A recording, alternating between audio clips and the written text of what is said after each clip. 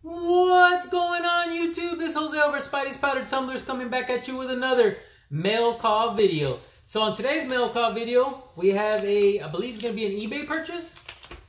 And we have a raffle win from Junk in the Trunk on Instagram.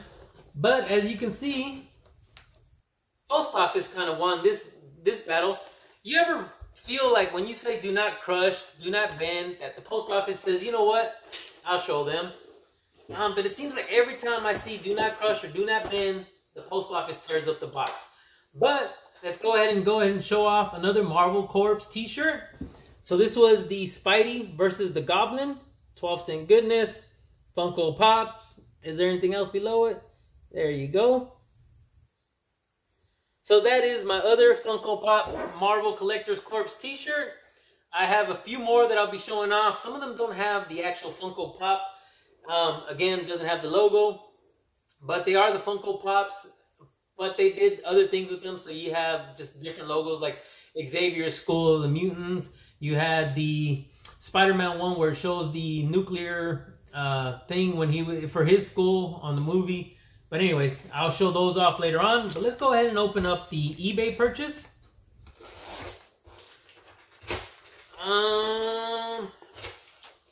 Trying to think. I believe this is going to be a magazine. Let's go ahead and see what it is once I open it.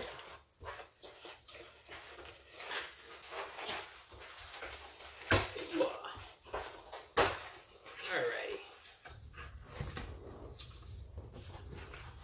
More tape than I know what to do with. Alright, so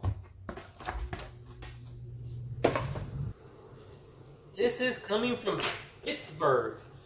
So of course it says thanks Jose. And also something, something, something. I'm not sure what that means, but that's a little drawing on there. Let's see what we got. So I always love when they do this because you don't know how deep to go sometimes without cutting it. So I've been trying to get back to it where I'm getting the Vampirilla mags. I got to go into my short box because, I mean, I'm going to be honest, I don't even remember what I have anymore. So I've been searching Warren magazine. So let me try talking to the camera instead of looking down like I usually do. So I've been looking up a lot of the Warren magazines, and I'm trying to pick up a couple other magazines like Creeps, the Famous Monsters of Hollywood, and Eerie, and stuff like that. So I'm trying to get a couple of them, and I'm still finding some of these Vampirillas somewhat decent priced. So this is going to be Vampirilla number 17, and this thing is in beautiful condition. So that's what the cover looks like. And what I'm going to do is go ahead and open it. And let's see if the condition is actually good in the back also. I'm going to show you guys the spine as well. I mean, heck, you can see the spine. Besides some pressable stuff that I can see is almost flawless. And the back, again, I almost picked this up for almost nothing. Give you guys an idea of what the drawings on the inside look like. Kind of flick through this a little bit, but you see the little Vampirilla back there, back issues. And I always trip out on how crazy this is because I'll show you all the issues that they have on sale from the back. The one that I'm missing that I really, really want to get. The one that started all, and they even had the ads back here. And man, there were some times where you were getting them for like $1, $2. Let's see. Number one is no, this is for Creepy.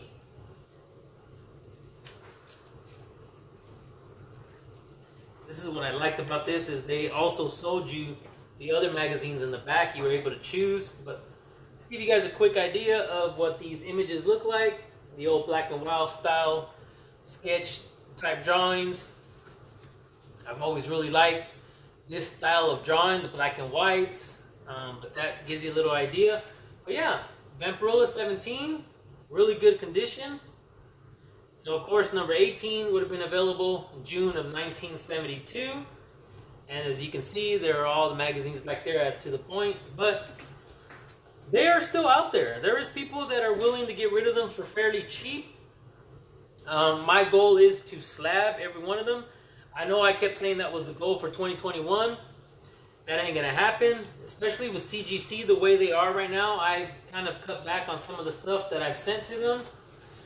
So as soon as I get back to kind of keeping track of what I got, I'm gonna start sending some of the stuff now here soon, maybe. Let me get this in there before I mess this up. So what I'm thinking is I'm going to try to figure out what I have, and I'm going to start sending some of the stuff out to get slab degraded and all that stuff. So I kind of just got to go and focus on what I already have, what conditions everything is. Like this would be one for sure that I'll send in. I'm not looking to get high grades out of anything. It's just I'd like to get them all slabbed. Even if I don't get a high grade, I do have duplicates of some stuff. So if I don't get a high grade on one, you know, I mean, I'm looking for 8 and above probably for any of my Vampirillas. If I can, in the 9s would be the later issues. I mean, in the 9s, if I get like this in the 9s, I'm okay with it. But my main goal is going to be maybe 8 and above. And that's going to be a stretch for the first 5. Because number 1 in an 8.0, man, it is just ridiculously priced. But that is going to be a goal. I am going to start looking for some of them raw. But I don't want to just buy any raw and then get one that's beat up. Because, man, I've seen some beat up covers that are like $400 or $500. And they're beat up. But I know if I slab them, they're going to be worth some money. But it's my personal collection. And I would like to have them 8 and above. So, number 1, it's going to be a battle. So, let's go ahead and open up this slab that I got from OG Junk in the Trunk on Instagram. So, on his... I know everybody's heard me say these stories. I think I've won maybe another auction before. I don't have much of luck when it comes to his raffles, but I don't spend that much money, so I can't really complain too much. So this one here, I ended up getting into it on 2 minis. One mini I did not leave up. The other mini I did. So that put me in a 1-spot win into the main. And I noticed with his, I can get the minis. I can get the minis left and right. I can't get the main. So I got to the point where I quit watching his lives. Because I've noticed that even when I was doing the minis, the lives, if I missed the lives, I would win the minis. So I made that a habit to even when I had the, even when I did the main, I kind of ignored the main. So I got a message in the morning, hey, did you watch the video? And it was basically congratulating me because I won. So this book here ran me $40, $45 on raffles. And this is going to be a CBCS slab. This is showcase number 55. I'm not a DC guy, but this is one that I've always wanted. So the first appearance of, or the first Silver Age appearance of Solomon Grundy, the first solo Golden Age Lantern story, the first solo Golden Age Green Lantern story in Silver Age, and it's the origin of Dr. Fate and the Horseman in text story. So the Solomon Grundy book was one that I always wanted, even though I'm not a DC guy. But for $45, I got this in a 5.0 CBCS. And there we go. Oh, Solomon Grundy. Dr. Fate. Green Lantern, I'm assuming, or... well... Again, I'm not a DC guy, so I'm not sure if that's the Horseman type thing, but here's the Green Lantern down there. But this was one, and the sad part is, I blame the TV shows. I blame them all the time. Because I started watching Gotham, and Solomon Grundy is what caught my eye, just like when I was watching Titans and Looker caught my eye. But that's one way for me to actually know more of these DC characters is to watching these shows. Flash, Green Arrow. I've been giving them all a chance. Black Lightning. The only thing with Flash and Green Arrow, is I was getting a little bored of them because they were starting to become the same routine storyline. So I just kind of quit watching a little bit. Supergirl I never watched. I know I've been watching Titans. So that was my introduction to a lot of DC, is through their TV shows. I think they do great during their TV show. I think they do great on their animated series. Now if they can just get their movies together, I think they can be a powerhouse out there.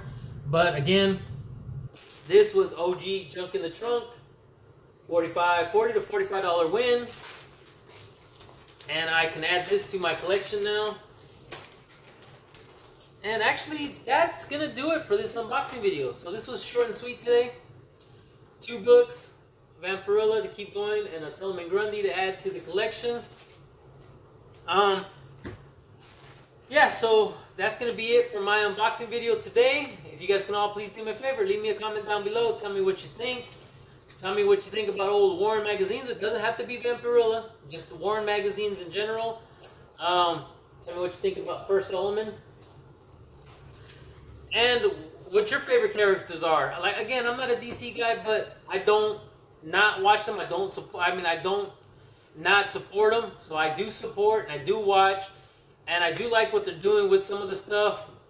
I can't say all of it, but hey, that's just what it is. You're either Marvel, you're either DC, or you're some indie guy somewhere in the middle. So, again, like I said, if you guys can please leave me a comment what you think. If you guys can do me another favor, please hit that like button.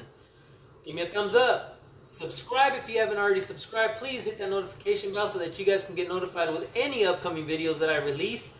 But as always, please everybody stay safe, stay healthy, and I will see you guys on the next one.